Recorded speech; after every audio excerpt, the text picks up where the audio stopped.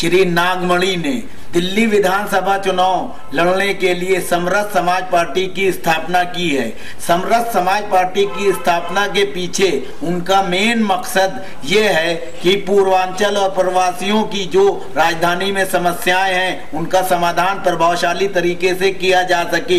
Congress, BJP और आम आदमी पार्टी की सरकार ने जिस तरह से पूर्वांचल और प्रवासी लोगों का ठगा है और उनके वोट लेकर उनके हित में कोई काम नहीं किया, उसको देखते हुए श्री नागमणि ने पूर्वांचल वासियों और प्रवासियों की भलाई के लिए समरस समाज पार्टी के प्रत्याशियों को दिल्ली विधानसभा के आगामी चुनाव में उतारने का मन बना लिया है। इसके लिए वे पिछले 8 महीनों से सघन दौरा कर रहे हैं। दिल्ली की करीब 35 विधानसभा सीटों पे जहां प्रवासी और पूर्वांचल के मतदाताओं की खासी संख्या है, वहां से उनको खासी सफलता भी मिली है और बहुत प्रभावशाली लोग उनकी पार्टी में जुड़ रहे हैं, जिसको देखते हुए आने वाले विधानसभा चुनाव में भारतीय जनता पार्टी और बीजेपी सहित आम आदमी पार्टी की हालत पतली होना तय है।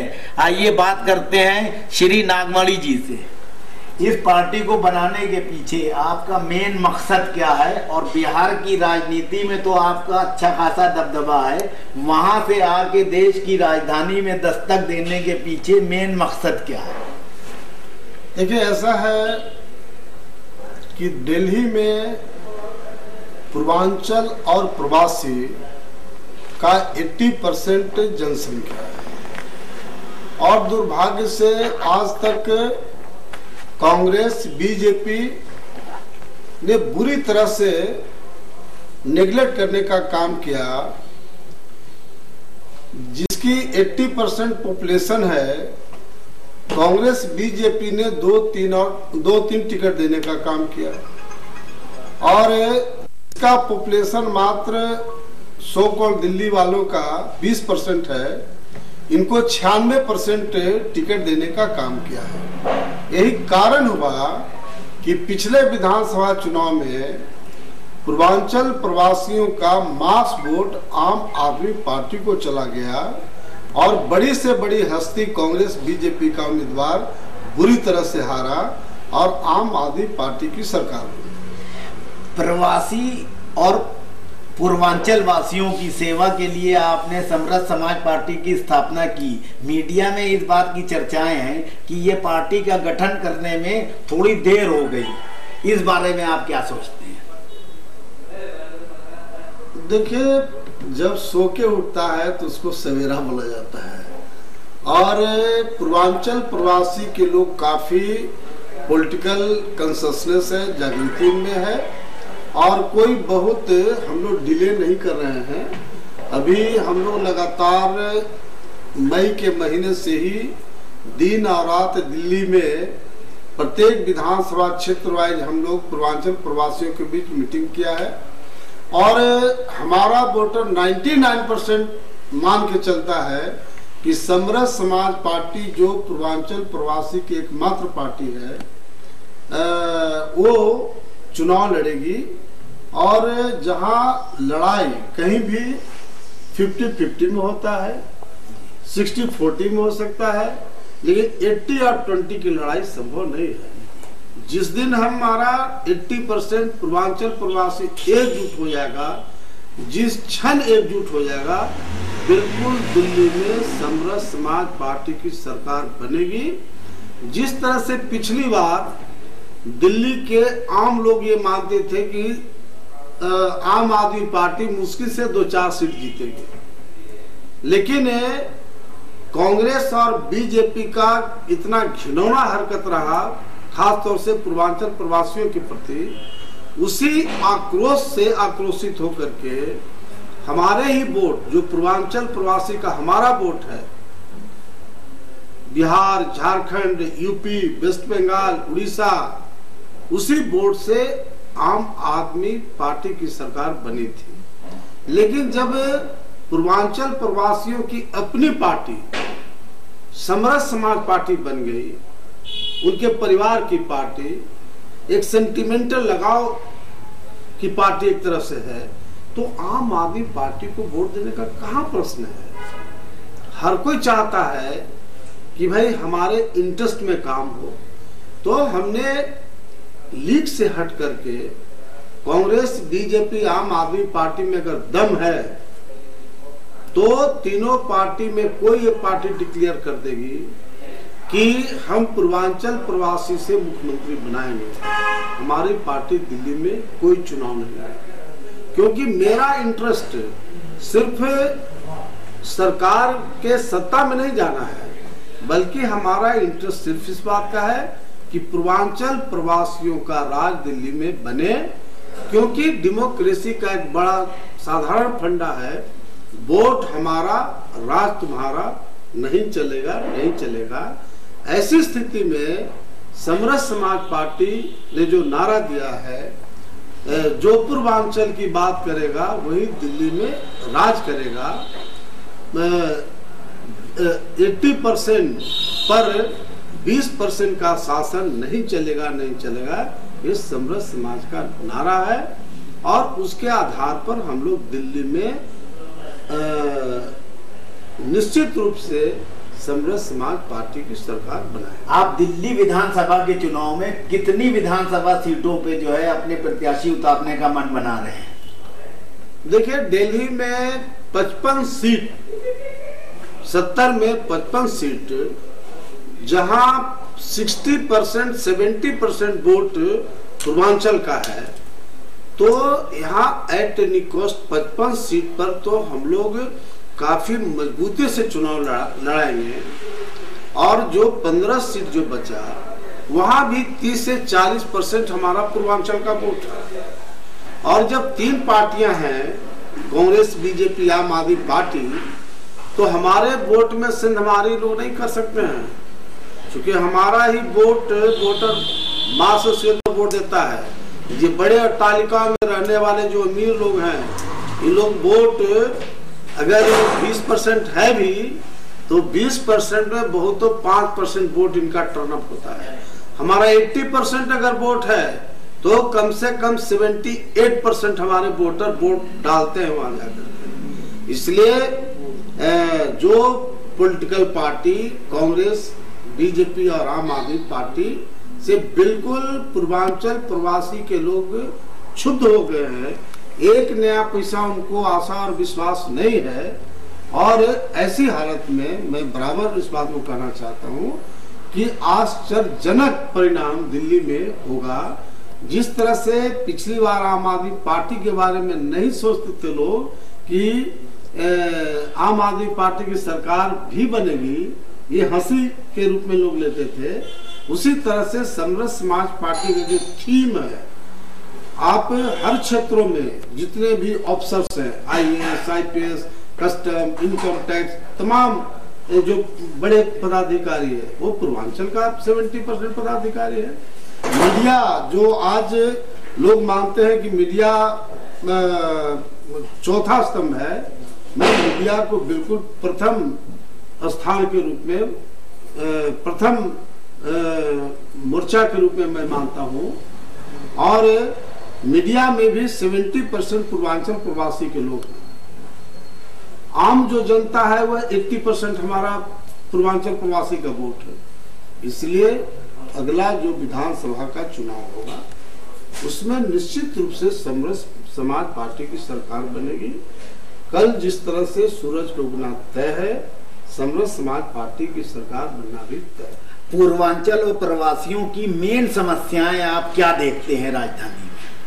देखिए, शुरू से ही पूर्वांचल प्रवासियों का जो सबसे 1 नंबर डिमांड है, अनऑथराइज्ड कॉलोनी को रेगुलाइज करना, जिसमें दिल्ली का 70% आबादी अनऑथराइज्ड कॉलोनी में बसी हुई, और मात्र 30% जो पॉपुलेशन है दिल्ली का, वह नई दिल्ली और जो रेगुलाइज्ड कॉलोनी है उसमें लोग रहते हैं। और जो 30% जो नई दिल्ली और रेगुलाइज्ड जो कॉलोनियां हैं, उसमें रहने वाले बहुत तो 30% में 10% से ज्यादा वोट इन लोग कभी डाले ही नहीं। इन लोगों को कोई इंटरेस्ट नहीं रहता है, सब बिजनेसमैन है, कोई अफसर है, कोई कुछ है, कोई कुछ है। तो ऐसी हालत में हम लोग का जो फोकस है वह है पूर्वांचल प्रवासी, और हम बिल्कुल इस बात को कह सकते हैं, हम लोग पर आरोप लगाया जाता है कि ये क्षेत्रवाद को बढ़ावा देते हैं। तो इस पॉइंट पर बहुत स्पष्ट हम कहना चाहते हैं कि 80% की लड़ाई लड़ना असली राष्ट्रवाद है। क्षेत्रवाद तो वो लोग कर रहे हैं जो मात्र 20% के इंटरेस्ट में कांग्रेस, बीजेपी और आम आदमी पार्टी कर रहे हैं। प्रधानमंत्री नरेंद्र मोदी का जो है बहुत इस वक्त प्रभाव है पूरे देश में, हर जगह जो है उनके नाम से जो है वोट मांगा जा रहा है। भारतीय जनता पार्टी की इस रणनीति को दिल्ली में भी उन लोगों ने लागू किया है और मुख्यमंत्री पद के लिए किसी को भी आगे नाम नहीं किया है। आप इसको किस तरह से देखते हैं और भारतीय जनता पार्टी से कैसे निपटेंगे? देखिए, मैं बिल्कुल इस बात को नहीं मानता। पूरे देश की जनता ने नरेंद्र मोदी और बीजेपी ने जो चुनाव के टाइम में कमिटमेंट किया था कि काला धन को हम लोग 100 दिन के अंदर में एट एनी कॉस्ट हिंदुस्तान में लाएंगे, और काला धन के मुद्दे पर ही खास तौर से जो यंग ब्लड है, नौजवान तबका है, जो एक तरह से देश में 60% पॉपुलेशन, उसने सिर्फ और सिर्फ काला धन और भ्रष्टाचार से लड़ने के लिए नरेंद्र मोदी और बीजेपी के आह्वान के आधार पर लोगों ने वोट दिया था। लेकिन आज नरेंद्र मोदी जी और बीजेपी को बोलने का कोई राइट नहीं है कि काला धन के पॉइंट पर बिल्कुल ये बीजेपी की सरकार फेल्योर हो चुकी है। सुप्रीम कोर्ट में जो इन लोगों ने पक्ष रखा, उसमें अरुण जेटली जो डिफेंस मिनिस्टर हैं, उनके तरफ से सुप्रीम कोर्ट में हल्फनामा दिया गया और इन लोगों ने कहा कि पूर्ववर्ती सरकार ने जो पैक्ट किया है, दिस इज नॉट पॉसिबल कि काला धन को हम वापस ला सकते हैं। हम धन्यवाद देते हैं माननीय सुप्रीम कोर्ट को, जो सुप्रीम कोर्ट के दबाव के वजह से कांग्रेस के समय का जो इंफॉर्मेशन थे उसको सुप्रीम कोर्ट में इन लोगों को देना पड़ा। लेकिन बाद में देखा आप सब लोगों ने कि जो अकाउंट्स आया भी है, उस अकाउंट्स में एको पैसा नहीं है। तो इस सिर्फ नरेंद्र मोदी और भारतीय जनता पार्टी ने हिंदुस्तान की जनता को, खास तौर से जो नौजवान तबका, जो जिनका नौजवानों का फ्यूचर है देश में, उन पर उनको ब्लैकमेलिंग करने का काम किया, उनको दिग्भ्रमित करने का काम किया और उनके साथ झूठा एक तरह से सब जवाब दिखाया गया। इसलिए भारतीय जनता पार्टी और नरेंद्र मोदी जी का दिल्ली की जनता पर, दिल्ली के नौजवानों पर कोई असर नहीं पड़ा। दिल्ली विधानसभा चुनाव की सरगर्मियां तेज हो गई हैं। आम आदमी पार्टी, कांग्रेस और भारतीय जनता पार्टी ने चुनाव अभियान भी शुरू कर दिया है और पूरी दिल्ली राजधानी को पोस्टर, बैनर और पंपलेटों से जो है पाट दिया है। ऐसे में जो है समरस समाज पार्टी की स्थापना कर पूर्व केंद्रीय मंत्री नागमणि ने दिल्ली में अपनी सरकार बनाने के लिए जोर शोर से राजनीतिक गतिविधियां तेज कर दी हैं। इन गतिविधियों में बड़े बड़े पदाधिकारी और प्रभावशाली लोग शामिल होते नजर आ रहे हैं। दिल्ली पुलिस के पूर्व डीजीपी श्री उदय साय साहब, जो कि आम आदमी पार्टी में बहुत महत्वपूर्ण भूमिका निभा रहे थे, उन्होंने भी श्री नागमणि जी के साथ आकर उनकी पार्टी को मजबूत करने का मन बना लिया है। उदय साय जी पूरी रणनीति बनाने में मशगूल हैं और पिछले 8 महीनों से दिल्ली की विभिन्न विधानसभा क्षेत्रों में उनकी बैठकें बहुत प्रभावशाली लोगों से हो रही है। दिल्ली की टोटल पॉपुलेशन जो जनसंख्या है उसमें 80% पूर्वांचल और प्रवासी लोगों की है, और टोटल मिलाकर 20% इसमें से जो मुसलमान लोग भी हैं। इन लोगों के बीच उदय सहाय साहब की एक गहरी पैठ है, क्योंकि दिल्ली में बहुत समय तक ये डीसीपी की महत्वपूर्ण भूमिका में रहे हैं और लोगों से इनका अच्छा सरोकार रहा है। इसलिए समरस समाज पार्टी की मजबूती किसी से छुपी नहीं है। मीडिया में भी समरस समाज पार्टी की बहुत चर्चा तेजी से आगे बढ़ रही है। उसकी सफलता को देखते हुए भारतीय जनता पार्टी, कांग्रेस और आम आदमी पार्टी के राजनीतिक सपने टूटते नजर आ रहे हैं। आइए बात करते हैं पूर्व डीसीपी श्री उदय सहाय साहब से। सर, आपने आम आदमी पार्टी की जीत में बहुत महत्वपूर्ण भूमिका निभाई और अरविंद केजरीवाल को किसी तरह मुख्यमंत्री भी बनवाया गया, और आप जैसे वरिष्ठ लोगों की वजह से ही उनको इतना मान सम्मान मिला और जनता ने वोट दिया। अब आपने उनका साथ छोड़ दिया, क्यों? क्योंकि मैंने देखा कि वहां कथनी और करनी में फर्क था। जो सामने से दिखता था और जो पर्दे के पीछे था, उसको देख के कोई भी संवेदनशील आदमी डिसएबल सा फील करता था। और यही कारण है कि बहुत सारे अच्छे लोग, समझदार लोग कालांतर में धीरे धीरे आम आदमी पार्टी से कटे। क्योंकि एक तरफ आप दावा कर रहे थे कि हम एक कलेक्टिव लीडरशिप, समाज के परिवर्तन के लिए, साफ सुथरी सरकार के लिए खड़ा करना चाहते हैं, और कुल मिला के वो रह गया मामला अरविंद केजरीवाल और उनके इर्द गिर्द 4 खंबे जो उनके हाँ में हाँ मिलाते हैं उन तक। बाकी लोगों ने महसूस किया कि शायद उनकी ज़रूरत की महत्ता को वो समझते नहीं है और धीरे धीरे से कटे। उसके दूसरी तरफ एक नई पार्टी बहुत धीमी गति से चुपचाप अपना काम करती नजर आ रही है। उसकी पश्चात मुझे भी सुनाई पड़ी, और जब मैं नागमणि जी से मिला तो मैंने महसूस किया कि इस शहर के को बनाने में जितना धन शक्ति का इस्तेमाल हुआ है, उतना ही श्रम शक्ति का हुआ है, उतना ही बुद्धि शक्ति का हुआ है। और ये जो 80% लोग की बात आपने सुना होगा, ये वो लोग हैं जिन्होंने इस शहर को बनाने में अपनी श्रम शक्ति दी। उनके बारे में आमतौर पे लोग जानते नहीं हैं, क्योंकि मीडिया में वो अपना इम्पोर्टेंस नहीं देती। इसके साथ साथ ये महसूस किया गया कि ये श्रम शक्ति के साथ पूर्वांचलियों का योगदान बुद्धि शक्ति प्रदान करने में भी शहर में बड़ा महत्वपूर्ण रहा है। चाहे वो जर्नलिस्ट हो, चाहे वो वकील हो, चाहे वो प्रोफेसर्स हो, चाहे वो शिक्षक हो स्कूलों में, ये पूर्वांचलियों की संख्या उसमें बहुत अच्छी खासी है। अलग बात है कि वो आपस में इकट्ठे नहीं हुए। तो 2 चीज़ें लेकर ये पार्टी आगे बढ़ रही है। एक तो श्रम शक्ति को इकट्ठा करना, उनको अपने शक्ति का एहसास दिलाना, और मजाक में हम लोग कहते हैं कि जो कार्ल मार्क्स ने कहा था कि ये वो आलू हैं जो बिखरे हुए हैं, इनको जरूरत है एक बोरे की।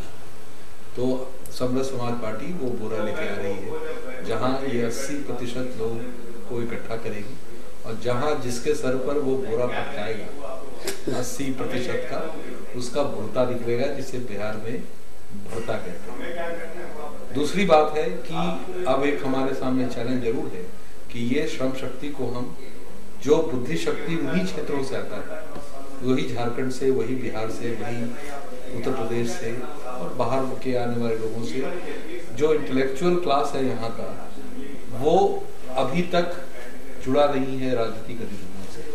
आम आदमी पार्टी से जाहिर है कि शुरू के फेज में वो लोग जुड़े, लेकिन बहुत जल्दी वो कटेंगे, और आज का मिडिल क्लास, पढ़ा लिखा इंटेलेक्चुअल क्लास उनसे कट चुका है।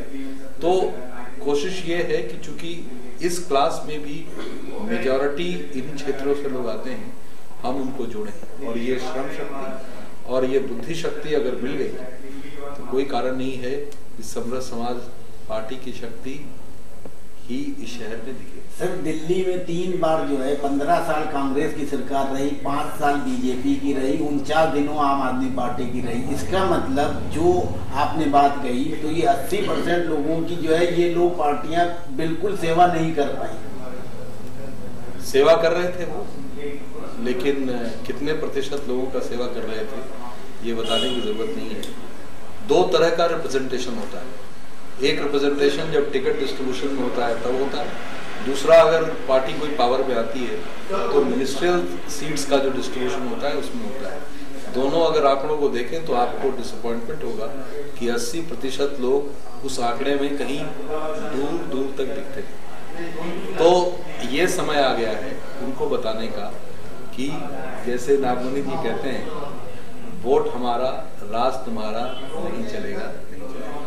राजधानी दिल्ली में राजनीतिक सरगर्मियां तेज हो गई हैं। भारतीय जनता पार्टी, आम आदमी और कांग्रेस पार्टी से असंतुष्ट लोग भी दूसरी पार्टियों की ओर अपना रुख कर रहे हैं। कांग्रेस पार्टी के कद्दावर नेता राजकुमार कुशवाहा साहब ने समरस समाज पार्टी को ज्वाइन कर लिया है, क्योंकि उनका मानना है कि इस पार्टी में नागमणि जी जैसे और उदय साय जैसे प्रभावशाली लोग हैं और जो ईमानदारी से जो है पूर्वांचल और प्रवासियों के हितों की रक्षा के लिए जी जान लगाने वाले व्यक्ति हैं। इस तरह से हर पार्टी से टूट टूट के समरस पार्टी में लोग आ रहे हैं। विधानसभा चुनावों में समरस पार्टी का प्रदर्शन कैसा होगा ये तो आने वाला वक्त बताएगा, लेकिन उसकी राजनीतिक सरगर्मियों को देखते हुए भारतीय जनता पार्टी, कांग्रेस और आम आदमी पार्टी की हालत खराब है। आइए बात करते हैं कांग्रेस से समरस समाज पार्टी में शामिल हुए राजकुमार कुशवाहा जी से।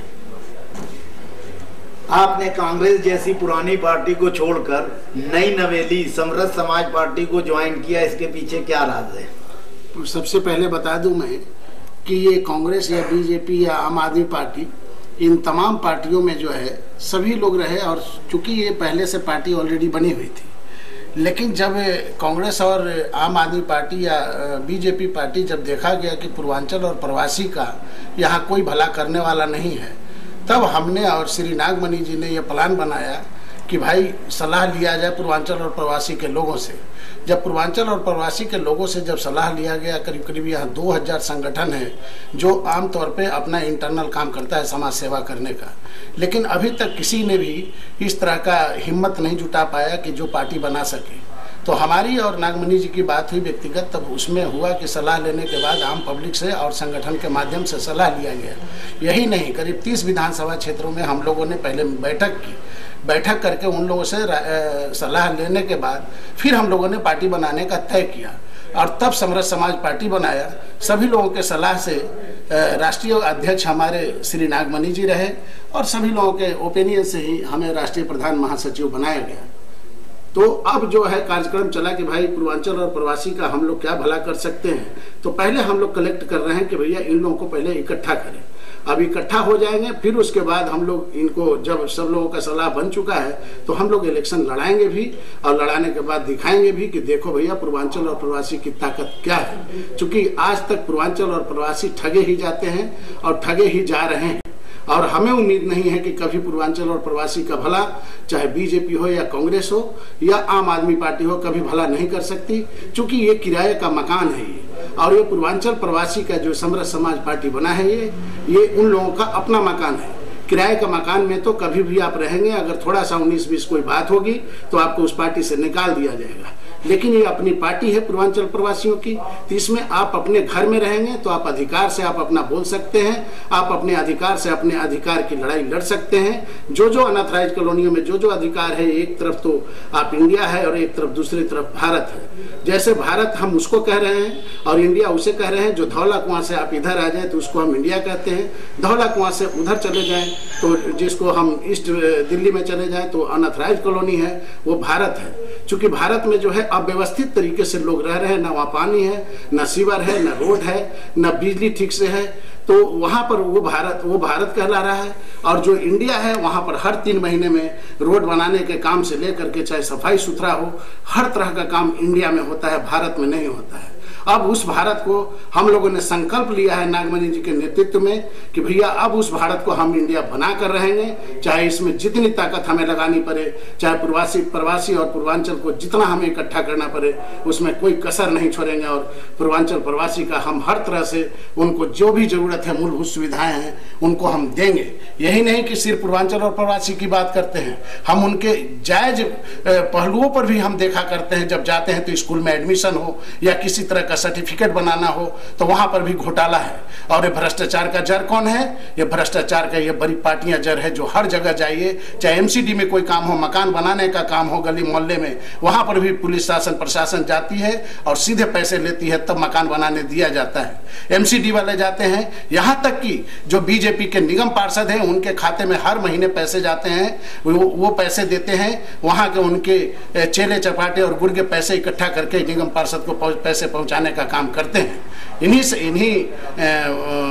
इन्हीं मुद्दों को लेकर हम लोग ये इलेक्शन में, ये अभी जो इलेक्शन आने वाला विधानसभा है, इसमें हम लोग पूरा संकल्पित होकर